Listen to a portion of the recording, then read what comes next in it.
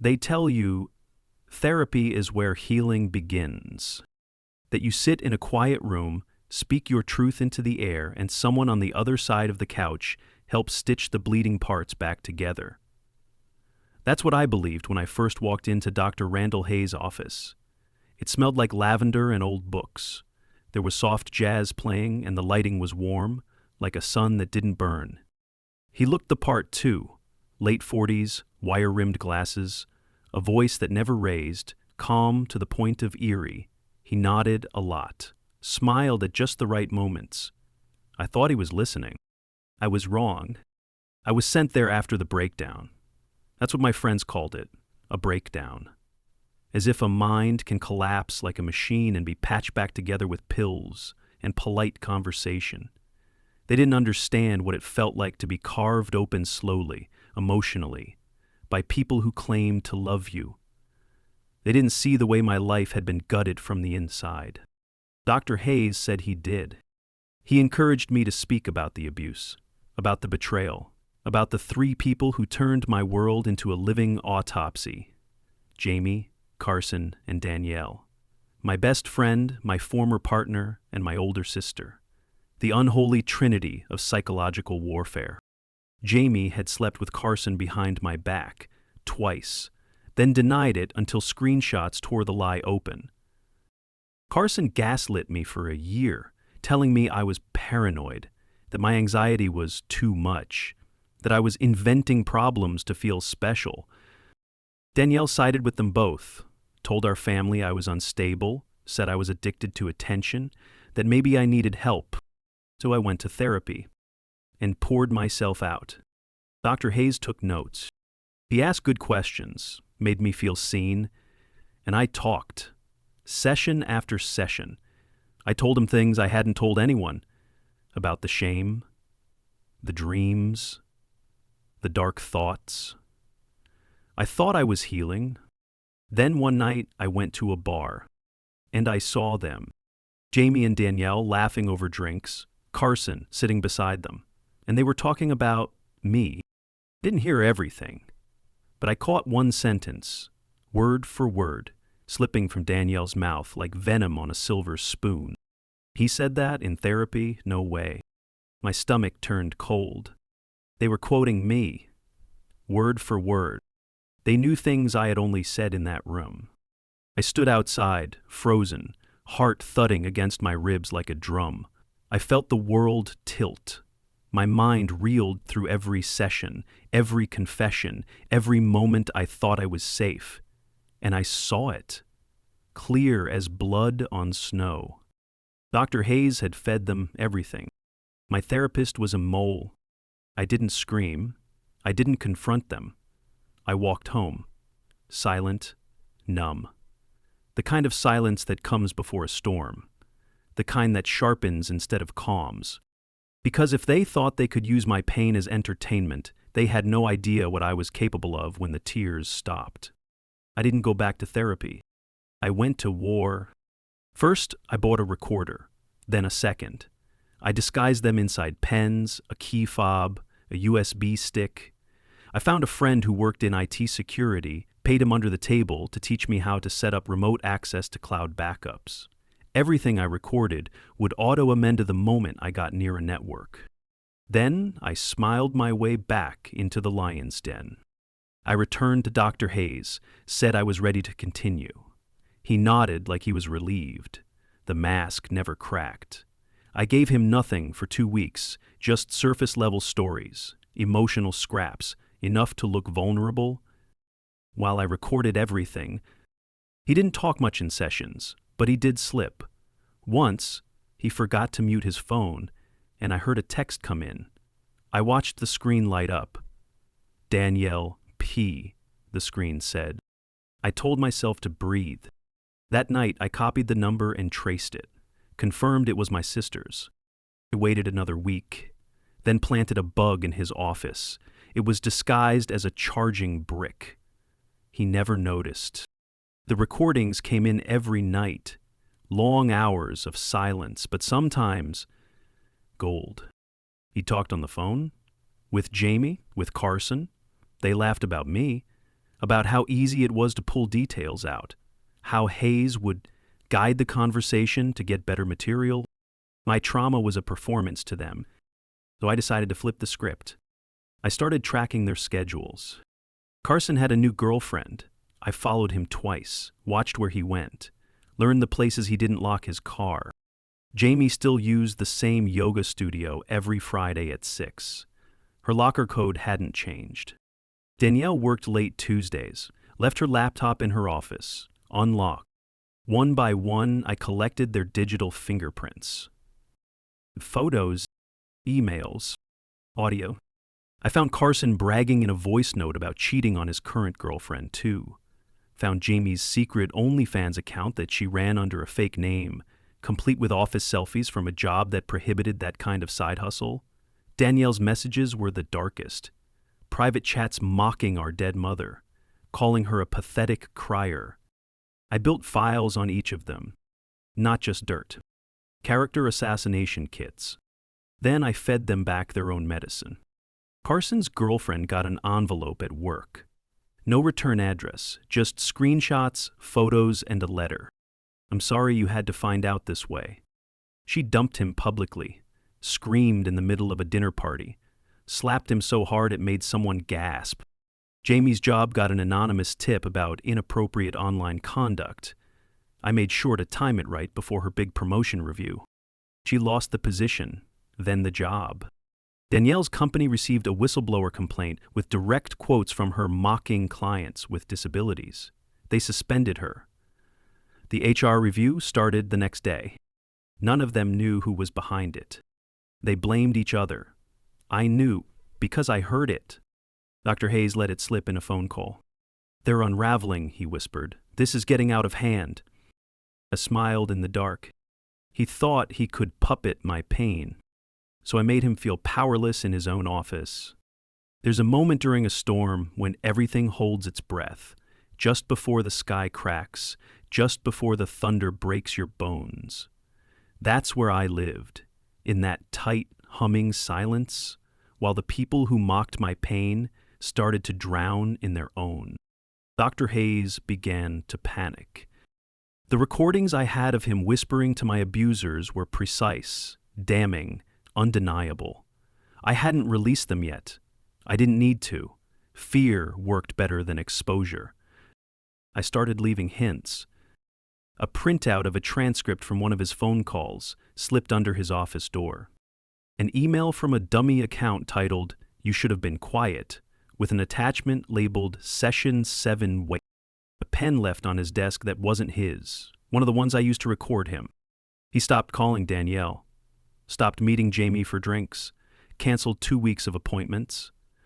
But I didn't want him to vanish. I needed him twitching. So I let him breathe and turned my attention back to them. Carson spiraled first. After his girlfriend dumped him, he tried to get ahead of the story, claimed it was a smear campaign. But the photos were too clear, the timestamps too recent. And then came the texts, messages he sent to his assistant after midnight, crude and predatory. I didn't forge them. I didn't need to. He'd never changed his cloud password. I sent the thread to HR, then to his assistant with a simple note. You're not alone. She took it to legal. Carson didn't just lose his job. He lost his clearance, his access, his future. 1 week later, his face was in the papers. Not the front page, but far enough from the sports scores to sting. Jamie moved out of state. She posted on her socials about fresh starts and healing energy, but it was panic, not peace. She left behind debt, a wrecked apartment, and 3 unpaid credit cards. I found her new address within days. She took a job at a wellness retreat, claimed she wanted to help people rebalance. I sent an anonymous packet to her employer. It included a video of her laughing about using trauma stories to sell yoga memberships. The clip was 2 years old. But the words were sharp enough to cut through time.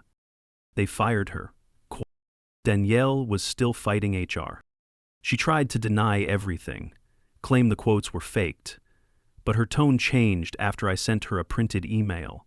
one she'd written to Jamie, mocking me, full of private details from our family therapy. The subject line said confidential. The printout came with a handwritten note. It was.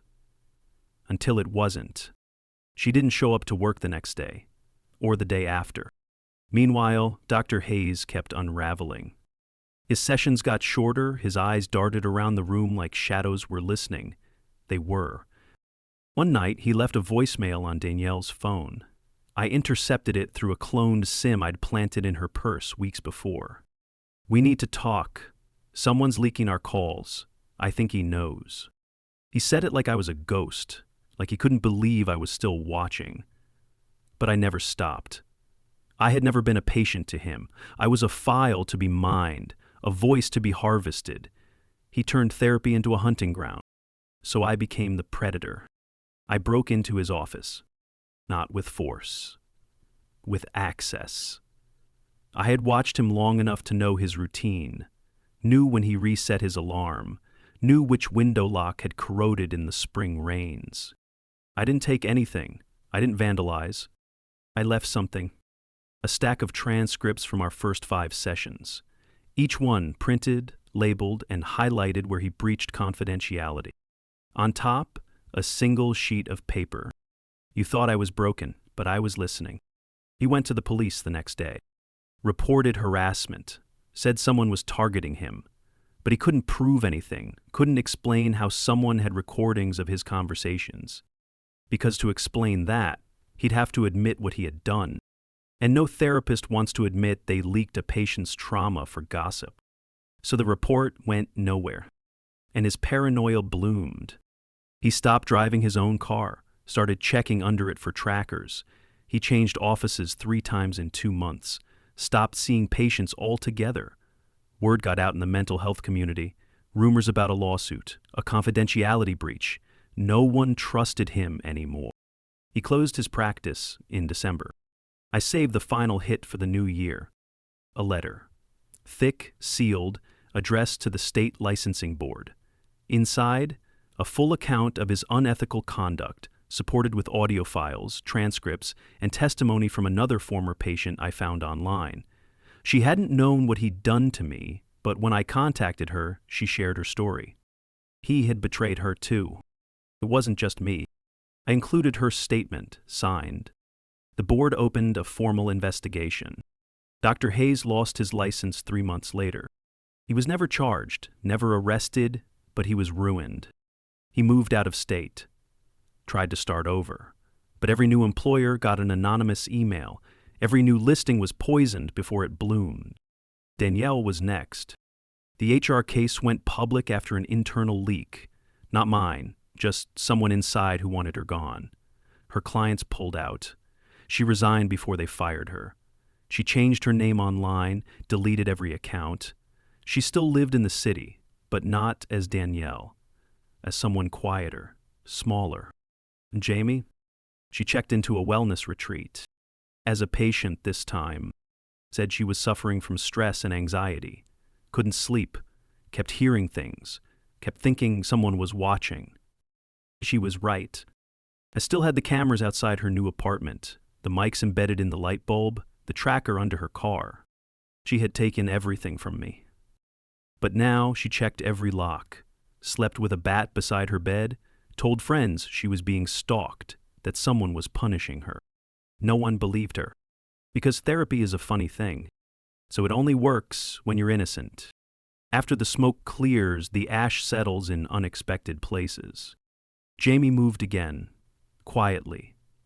Her new apartment had no mail slot, just a shared lockbox behind the building. But it didn't matter. I had already mapped the building, watched the installation crew fit the security cams, recorded the code she entered the first day. She thought paranoia was a sickness. I made sure it became her daily routine. She didn't go out much anymore. Even her dog walker quit after Jamie screamed at her for forgetting to relock the gate. A neighbor posted online about that woman upstairs who cries through the walls at night. It went viral for a day. She deleted her social media the next morning. I was done watching her crumble. Because by then, Carson had started talking. Fear turns loud when it has no audience. I found him on a message board, posting under an alias, claiming someone had destroyed his life, said he was being targeted by a calculated psychopath. He begged for legal advice, pleaded for someone to believe he was innocent. No one did. His old coworkers commented anonymously, calling him a predator, a liar, a fraud. He deactivated the account within the hour. Then, days later, he emailed me. Not by name, just the email I had once used to tip off his assistant. His subject line, "Enough." The body of the message was short. "I don't know what you want from me. You made your point. I lost everything. Just stop." He had sent it from a personal device, one still synced to a backup server I'd infiltrated a year earlier. His desperation gave me new access. His entire digital history opened like a book. I read every chapter. He had moved back in with his parents, told them he was rebuilding. But he spent most of his days playing online poker and watching surveillance footage from fake security cams he'd installed around the property. He was haunted, and not by guilt, by the knowledge that someone out there knew exactly who he was and never stopped watching. Danielle was already there. She had taken a job at a non-profit in a different state under her middle name, posing as a grant writer. But small towns talk, and one whisper to the right person in HR was all it took. She lasted 6 weeks. Her next job was remote. She claimed to be writing a book. I sent an anonymous message to the publisher she pitched it to. Ask her about her plagiarism scandal from college. It never made the news, but there's documentation. The offer was pulled before she could sign the contract. Dr. Hayes, meanwhile, tried to rebuild in the Midwest. He started a YouTube channel on alternative therapy, spoke into a webcam from a rented cabin with poor lighting and worse sound. He claimed traditional mental health services were broken, blamed the system, never once admitted what he had done. His videos had comments disabled, his likes hidden. But I found his mailing address, sent him a package. No threats, just a frame. Inside, the first note I had written in his office: "Why do I feel like I'm not safe anymore?" He didn't post another video after that. I had reduced them all to versions of what they once mocked me for. Jamie flinched at shadows. Carson slept with a knife beside his bed. Danielle locked her door 3 times before lying awake for hours. Hayes stopped trusting his own clients. And I finally slept. But justice, even in silence, echoes. Because eventually people started asking where they went. What happened to those names that used to dominate friend circles and social feeds? I didn't give them the answer. I let others find the pieces. The assistant Carson harassed. She wrote a blog post. It was vague but honest. People listened. A former patient of Dr. Hayes came forward online, described their own experience, not mine, theirs. Enough people believed her to start a conversation. The therapist community began whispering. The silence started cracking. And that's when I knew the end was near. Not for them, for me. Because revenge isn't a destination. It's a loop, one that eats time, identity, sanity. But I didn't regret it. I had turned therapy into a weapon, reclaimed every word they used against me, turned their games into their prison. I began deleting files, clearing drives, erasing footprints. One by one, I shut down the systems I'd built. But I left one file alive, a dossier, titled Project Catharsis. It wasn't a confession. It wasn't a threat. It was a map. A record of what happens when victims are treated like jokes, when trauma is chewed and spat into punchlines, when the safe spaces are breached, and what's left when someone decides not to play along anymore. I stored it in a cloud vault with a timed release. 10 years. If nothing ever happens, no one will ever see it. But if someone tries to become me again, they'll have a blueprint. 10 years passed.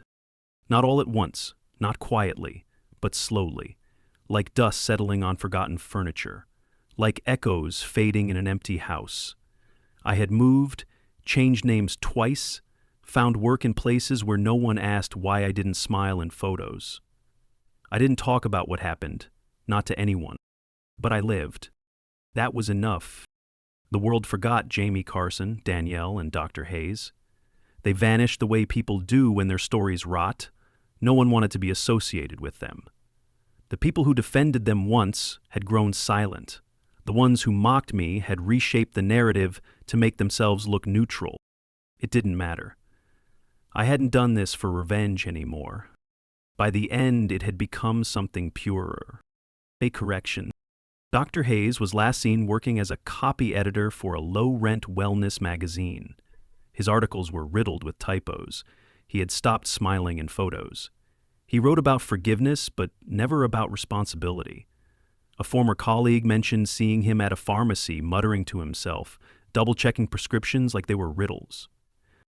Jamie worked at a resort on the coast, managing guests and folding towels. She told people she used to model. No one verified it. She never posted pictures, never shared her real last name. I saw her once, by accident, across a market, sunglasses too big for her face. She looked over her shoulder every few seconds. Her hand never left her phone. Carson disappeared into the service industry. He bartended in small towns under different names, told drunk patrons he had lost everything to lies. Most of them nodded and forgot. But once, I found a comment online. A woman who said she had dated him and left after finding a notebook full of ramblings about being hunted. She called it paranoid garbage. She also mentioned he refused to sleep with the lights off. Danielle filed bankruptcy, moved into a shared home with strangers. She wrote essays online under a pseudonym about how cancel culture ruins lives. Her writing was angry, clumsy, the kind of pain that comes from knowing no one listens anymore. I never responded. I didn't need to, because silence had become my victory. And therapy? I never went back to a room like that again. But I found other ways. Hiking through empty trails. Pouring coffee at sunrise. Reading novels written by survivors who didn't have to scream to be heard. I built peace from the ruins. But the past always leaves footprints. The cloud vault I created, the one titled Project Catharsis, was still out there. I had set the timer and forgotten it.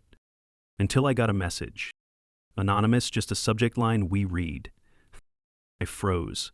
Not because I was scared, but because the ripple had reached the edge of the water. Someone had opened the vault. It wasn't the police. It wasn't a lawyer. It was a survivor. The message included no threats, no demands, just 3 sentences. I saw what you did. I lived something close. Thank you for writing it down. I stared at those words until the screen dimmed. Then I smiled. Not wide, not with pride, but with peace. Because in a world that had once twisted my words into toys, someone had found my truth and held it with care. It ended that day. Not with fire, not with blood, but with someone else whispering the truth back into the dark. The dossier would never go viral, would never become a bestseller.